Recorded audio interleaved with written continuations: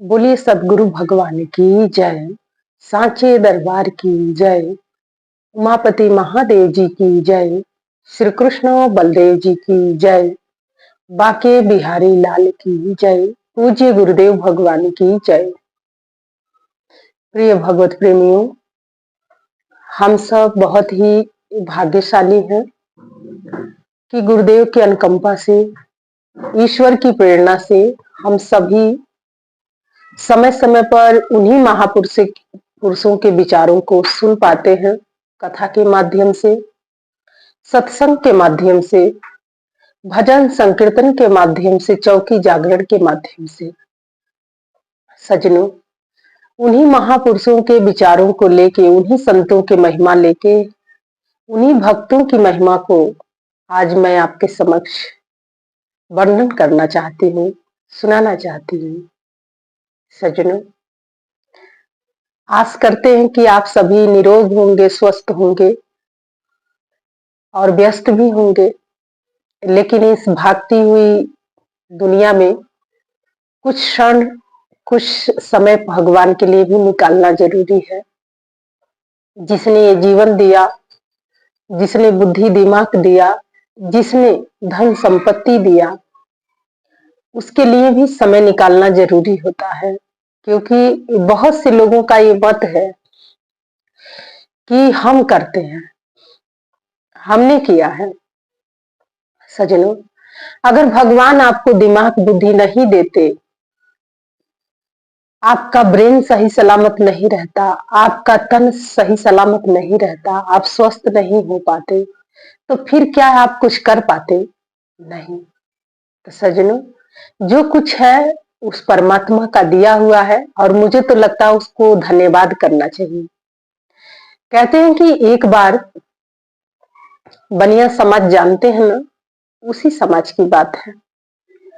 उसमें एक महिला थी, वृद्धा थी, वृद्ध थी, 60 की उम्र रही होगी। बड़ा धन संपत्ति था, सब कुछ था, लेकिन कोई था ही नहीं कि उस धन का उपयोग करे। सज्जनों, उम्र भी लंबी हो चुकी थी और अब ये सोचने लग गई, वैश्य तो थे ही वो लोग, व्यापार करती थी, दुकान करती थी, अपना दुकान पर बैठती थी। एक दिन उन्होंने स्वप्न देखा कि कोई हमारा धन लेके जा रहा है, लोग आ रहे हैं, उठा उठा के लेके जा रहे हैं। प्रातः काल उन्होंने अपने बुद्धिजीवियों से, बड़े लोगों के समक्ष इन बातों को रखा, तो वो सभी लोग मिलके यही समझाए और कहे कि देखिए, धन संपत्ति, घर परिवार ठीक है, कुछ भी कायम नहीं रहता है। अगर कुछ कायम है तो परमात्मा है, ईश्वर है, और आपके परिवार में कोई है भी नहीं। तो ये जो भी धन है आप बिहारी जी के नाम पर लिख दीजिए। बिहारी जी मतलब कन्हैया जी के नाम पर लिख दीजिए। सजनों, उस वृद्धा ने सबकी बात मान ली और बिहारी जी का मंदिर था, बिहारी जी के नाम पर उन्होंने अपनी पूरी प्रॉपर्टी उन्होंने बिहारी जी के नाम पर लिख दिया और मंदिर में रहने लग गई। जब वो मंदिर में रहने लग गई तो आपको पता है, वहां पर जो महात्मा जी थे, जो वहां के देख रेख करते थे, उनको रोज रात को एक गिलास दूध मिलता था पीने के लिए। तो उस दूध में बड़ा मेवा डला होता था। अब वो दूध के साथ खाती भी थी कुटुर कुटुर। तो महात्मा जी एक दिन 2 दिन नोट किए, उसके बाद उन्होंने एक दिन पूछा कि तुम ये क्या खाती हो?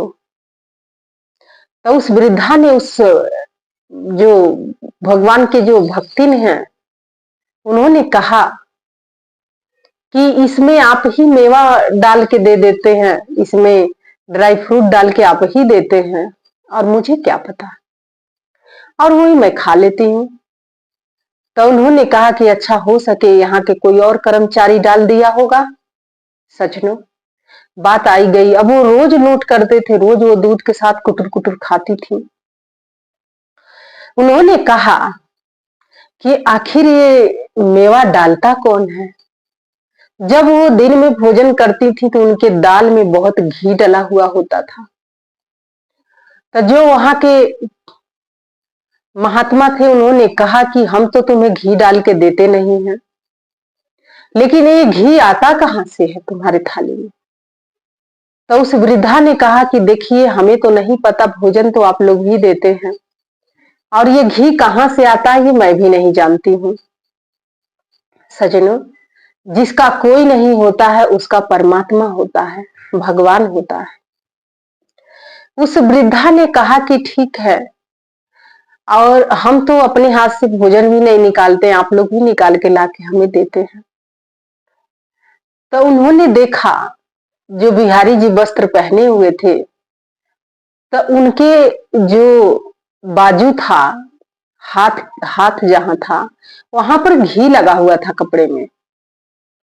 तो वहां के जो महंत थे वो समझ गए। तो फिर वो सोचे कि नहीं नहीं, हो सके आरती उरती करते समय लग गया होगा।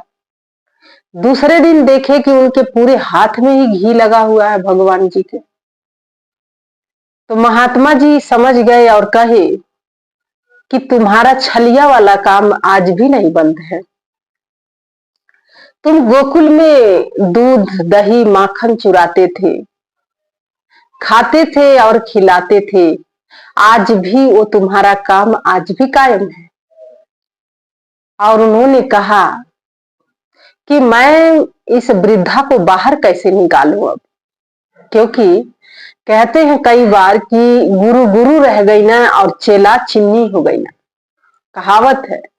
उन्होंने सोचा कि मैं यहाँ के महात्मा हूं, यहाँ के संस्थापक हूं, लेकिन आज तक बिहारी जी ने मुझे तो एक मेवा के टुकड़ा भी नहीं दिया, घी देना तो बहुत दूर की बात है।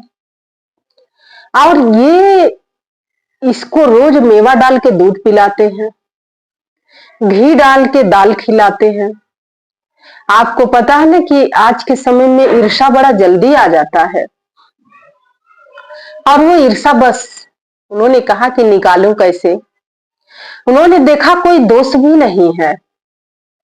उन्होंने एक दिन सोचा कि ठीक है, वो अपना माला लिए मुख्य द्वार पर जाके बैठ गए।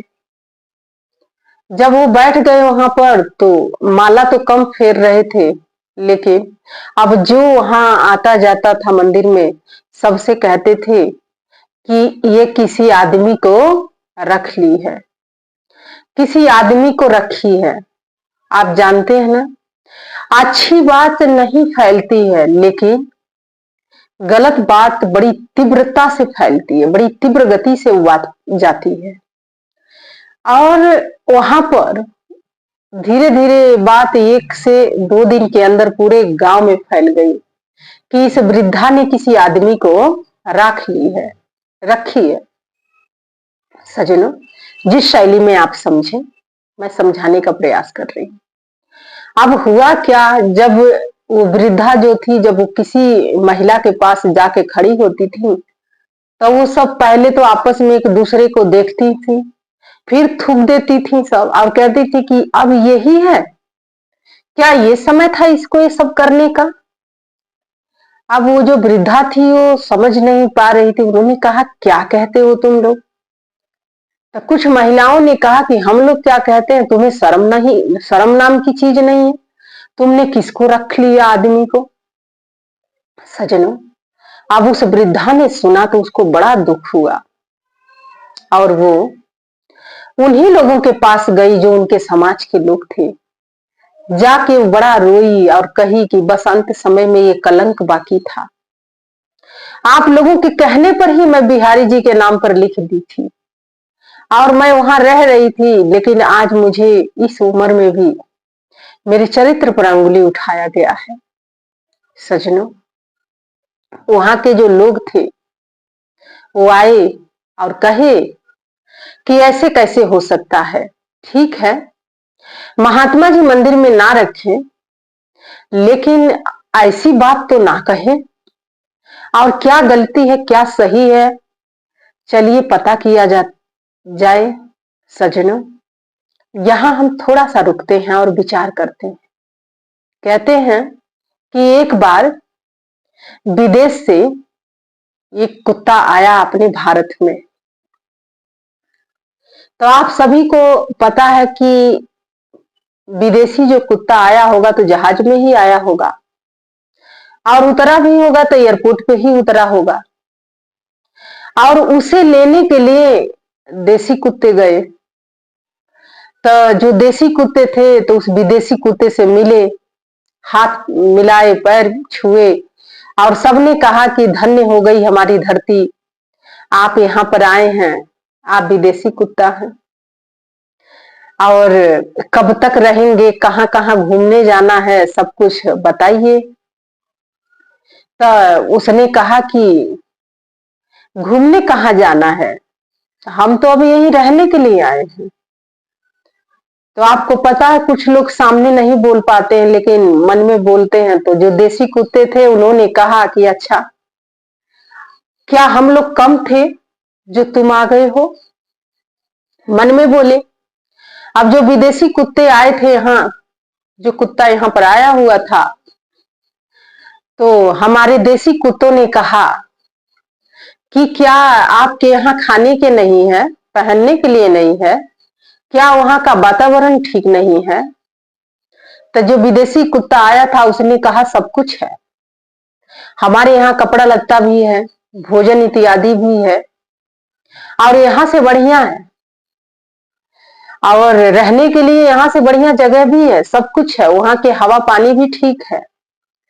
तो इन लोगों ने कहा तो जब सब ठीक था तो फिर यहाँ क्या करने आए हो, घूमने तो तुम आए नहीं हो, रहने के लिए आए हो, तो जब वहां सब कुछ ठीक था तो यहाँ क्यों आए हो। तो उस विदेशी कुत्ता ने देसी कुत्तों से कहा कि इसलिए एक चीज हमारे देश में नहीं है। तो देसी कुत्तों ने कहा कि क्या नहीं है। तो विदेशी कुत्ता ने कहा एक बात की कमी है, क्योंकि वहां भौंकने की आजादी नहीं है और यहाँ पर भौंकने की आजादी भरपूर है। सज्जनों, ये सत्य बात है, जो आजादी हमारे भारत में है वो आजादी कहीं और नहीं है। और जो देसी कुत्ते होते हैं वो बड़ी भौंकते हैं, और जानते हैं कहाँ भौंकते हैं, वो सीधे चरित्र पर ही भौंकते हैं, चरित्र पर अंगुली उठाते हैं। तो उस विदेशी कुत्ता ने कहा हमारे देश में ये अधिकार नहीं है भौंकने के, लेकिन ये भारत में अधिकार है, इसीलिए हम यहाँ रहना चाहते हैं।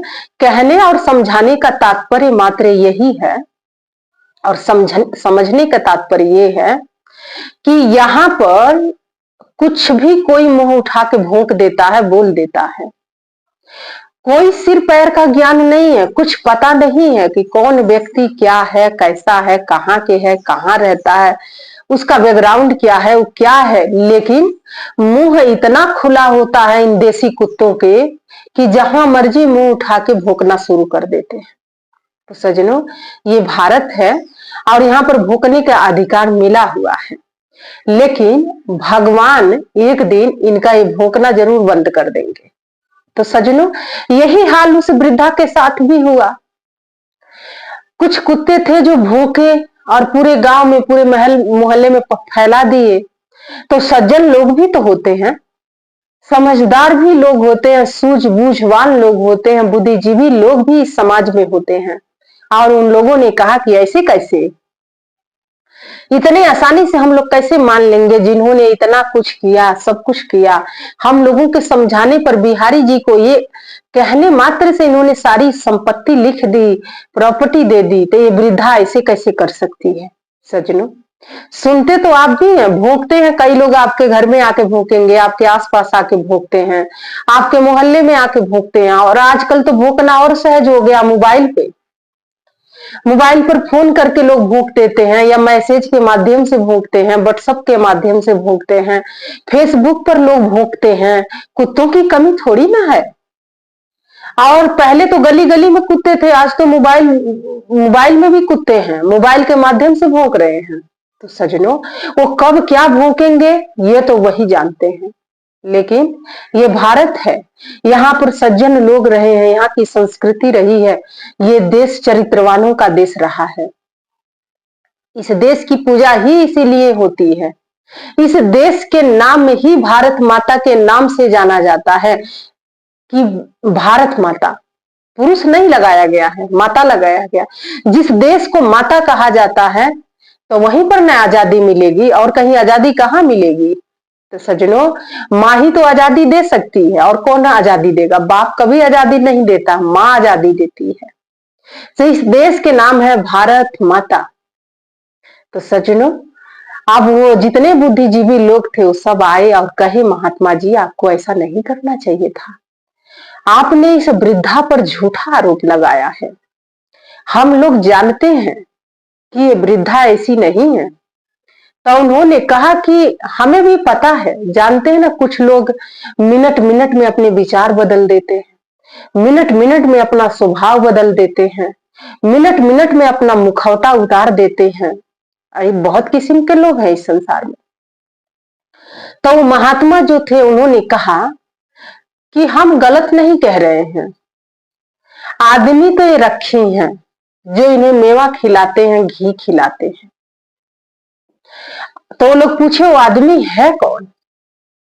सजनों, वो तो गए थे तो वो लोग बड़े रोष में, तो लोग पूछे वो आदमी कौन है। तो उस महात्मा जी ने बताया कि वो आदमी बिहारी जी हैं, भगवान श्री कृष्ण जी। अब जो लोग रोष में गए थे उनके आंखों में श्रद्धा बस आंसू आ गया, हृदय में करुणा से हृदय भर उठा और ऐसा भाव उमड़ा। सबने कहा कि खिलाने वाला और देने वाला तो परमात्मा ही है, देख रेख भी वही करता है, लेकिन एक झूठा गुरूर लोग पाल के रखे हैं, एक झूठा अहंकार लोग पाल के रखे हैं कि हम दिए हैं, हम करते हैं, हमने किया है। और सभी लोगों ने कहा, महात्मा जी आपको अब कुछ भी कहने के अधिकार नहीं है, इनका इनका मन अगर है तो यहाँ रह सकती हैं, नहीं तो हमारा पूरा समाज है। और जिस भक्त को स्वयं भगवान मेवा खिलाते हैं, दूध पिलाते हैं, घी दाल में डाल के खिलाते हैं, वो भक्त कितना पवित्र होगा, कितना पावन होगा। जिसे स्वयं भगवान प्रसाद ला के खिला रहे हैं, और ये हम सबके पास अब रहेंगी, आए हम लोगों के पास, हम लोगों के घर आएंगी तो हम लोगों का घर धन्य हो जाएगा, हम लोगों का परिवार धन्य हो जाएगा जिस परिवार में ये आएंगी। सजना, वो लोग उन वृद्धा पर कहा कि अगर आपको चलना है तो आप हमारे साथ चल सकती हैं। तो उस वृद्धा, उस भक्त ने कहा कि नहीं, जिसके नाम से कलंक लगा है अब मैं उन्हीं से पूछूंगी। अब शाम हुई, महात्मा जी जो थे वहां के व्यवस्थापक भोजन लेके गए। वृद्धा ने कहा, भक्त ने कहा कि हम भोजन नहीं करेंगे। उन्होंने कहा दूध पी लो, उन्होंने कहा कि तबीयत ठीक नहीं है, दूध भी नहीं पिएंगे। आधी रात बीत गई, 3 बज गया, भक्त के आंखों से आंसू बह रहा था कि आज कलंक भी लगा तो आपके नाम पर लगा, अब इस कलंक को भी सार्थक कर दो। और बिहारी जी के मंदिर के गेट पर जाती हैं वो भक्त, और वहां पर जाके अपना शीश रख दिया। उन्होंने कहा कि अगर मेरी भक्ति में इतनी शक्ति है, मेरा भाव निर्मल है, मेरा हृदय पवित्र है, तो अब समय आ गया है, अब अपने में समाहित कर लो, मेरी और कोई मांग नहीं है। सजनों, उसी समय 3 बज रहा था, उनके आंखों से भगवान की याद में अश्रु बिंदु गिर रहे थे। लोग रोते तो हैं, बहुत लोग हैं घड़ों आंसू बहा देते हैं, बेटा के लिए, बहू के लिए, बेटी के लिए, दामाद के लिए, परिवार के लिए, लेकिन भगवान के लिए कभी एक बूंद आंसू नहीं गिरा होगा। लेकिन वो पूरी रात बीत गई थी, भगवान के लिए वो रो रही थी। और 3 बजे मंदिर का द्वार खुल गया, पूरा प्रकाश पुंज हुआ, उस मूर्ति से बांके बिहारी जी निकल के आए और माता को अपनी गोद में माता का शीश रखा और उनके शीश पर अपना हाथ फेरा और माता की आत्मा निकल के परमात्मा बाके बिहारी जी के शरीर में जाके समाहित हो गई सजनों। और इधर जब प्रकाश पुंज हुआ, घंटा बजने लगा, मंदिर के पुजारी जी ने जब घंटा सुना तो उन्होंने सोचा ये क्या हो गया, कहीं आंधी तूफान तो नहीं आ रहा है। सजनों, जब भगवान प्रकट होते हैं तो ये पूरी कायनात, पूरी प्रकृति प्रसन्न हो जाती है, झूमने लग जाती है। ब्रह्म बेला था, पूरी प्रकृति झूम रही थी, नाच रही थी, भगवान बांके बिहारी लाल के दर्शन करके निहाल हो रही थी। हवा चलने लग गई थी और इधर जैसे हवा के स्पर्श हुआ, घंटा बज गया। घंटा बजा तो व्यवस्थापक जी की आंख खुली। जब आंख खुली तो देखे कि वहां कुछ नहीं है, माता मंदिर के सीढ़ियों पर अपना सिर रखी हुई है। गए जब देखे तो माता तो थी ही नहीं। सजनों, माता ने कहा कि अब मुझे और जीवित नहीं रहना है, आप मुझे अपने में समाहित कर लो। और सजनों, इधर जो व्यवस्थापक थे उन्हें अपने करनी पर बड़ा पछतावा हुआ, बहुत दुख हुआ, बहुत गलानी हुई, मन गलानी से भर गया, पश्चाताप से मन भर गया। सोचने लग गए कि माता ने कुछ खाई नहीं थी, दूध भी नहीं पी थी, उसके आंखों से आंसू गिरता रहा मेरे कारण से। वो कैसी भक्त थी जिसके भक्ति से भगवान इतने प्रसन्न होके मेवा डाल के दूध पिलाते थे, घी डाल के दाल खिलाते थे। लेकिन मैं एक अधम नीच पापी अधर्मी कैसा हूं कि इतना समय बीत गया, व्यवस्था में लगा रहा, लोगों को खुश करने में, लोगों को प्रसन्न करने में, लोगों को रिझाने में। आज तक मैंने भगवान की झलक तो देखा ही नहीं, और नहीं तो मैंने उसके चरित्र पर भी अंगुली उठा दी। सजनों, कहते हैं कि कोई किसी से छुप सकता है लेकिन अपनी आत्मा की आवाज से कोई नहीं छुप सकता है, आत्मा धिक्कारती है। इसीलिए बाबा ने बड़ा सुंदर कहा है मानस में कि निर्मल मन जन सो मोहि भावा, छल कपट छल छिद्र नहीं भावा। वो लिखते हैं गोस्वामी तुलसीदास जी, बाबा ने रचना किया कि जिसका मन सुंदर है उन्हीं के हृदय में तो बांके बिहारी बसते हैं, उन्हीं के हृदय में तो राम आ जाते हैं। सजनों, बुलाना नहीं पड़ता है, आ जाते हैं राम, कोई बुला के देख ले। सजनों, राम तो आ जाएंगे, आप बुला के तो देखिए। आ जाते हैं राम, आ जाते हैं राम, कोई बुला के देख ले, आ जाते हैं भगवान, कोई बुला के देख ले। सजनों, भगवान तो आने के लिए आतुर हैं, पर ऐसा हृदय में प्रेम भी तो होना चाहिए जैसे उस भक्त का प्रेम था। और सजनों, सभी लोग एकत्र हुए और सब लोग उनके नाम पर जय जयकार करने लग गए उस वृद्धा के, और कहने लगे कि धन्य है ऐसी भक्त जिन्हें स्वयं भगवान मेवा डाल के दूध पिलाते थे, घी डाल के दाल खिलाते थे। धन्य है वृद्धा, धन्य है ऐसे भक्त। और मंदिर के ठीक सामने उनकी समाधि दी गई।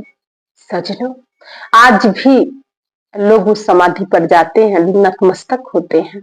सजनों, न जन्म लेना कोई बड़ी बात है, न मर जाना कोई बड़ी बात है। सबसे बड़ी बात तो ये है कि हम इस बीच के जो अंतराल था, जो बीच के समय था, हमने क्या किया, हमने अपने जीवन में क्या कमाया और क्या खोया। किसी के कहने पर कितना भोंके, किसी के कहने पर कितना सुने, किसी के कहने पर कितना देखे, ये महत्व रखता है। और इसी के आधार पर सब कुछ मिलता है। भक्ति करे कोई सूरमा, जात वर्ण कुल खोई। भक्ति में बड़ी शक्ति होती है और भगवान तो साक्षात आ गए और उनकी आत्मा को अपने, आत्मा परमात्मा से तो एकाकार होना है, भक्त भगवान के रूप हो जाता है और उस भक्त ने भगवान को स्वरूप में परिवर्तन कर दिया है अपने आप को। तो सज्जनों, ये भक्तों की गाथा है, ये संतों की गाथा है, महापुरुषों की गाथा है। और सजनों, बुरे लोगों के जो विचार होते हैं अंत में उन्हें सूल के तरह चुभते हैं, उन्हीं को चुभते हैं, किसी और को नहीं। तो इसीलिए कहा जाता है, ऐसी करनी कर चलो जग रोए हम हंसे, कि ऐसा कर्म करो कि आप जब इस संसार से प्रस्थान करो तो आपके नाम पर लोग गाली ना दें, आपका नाम इज्जत और सम्मान से लोग लें। सजनों, बहुत ऐसे लोग हैं जो मर जाते हैं तो लोग उनको गालियां देते हैं, कहते हैं ये ऐसे ही था, ये ऐसे ही थी। तो सजनों, सब कुछ इस कर्म पर आधारित है, हम अपने जीवन में क्या किए हैं। न बड़े घर में जन्म लेना कोई बड़ी बात है, न छोटे घर में जन्म पाना कोई बड़ी बात है, न बड़े पद पर बैठ जाना कोई बड़ी बात है, न छोटे पद पे रहना कोई बड़ी बात है। बड़ी बात तो ये है कि हम अपने समय जो मिला उसमें क्या किए। तो सजनों, यही कुछ विचार था जो मैं लेके आपके समक्ष उपस्थित हुई थी। और आइए भगवान बिहारी लाल के सिर चरणों में जय घोष अर्पित करते हैं।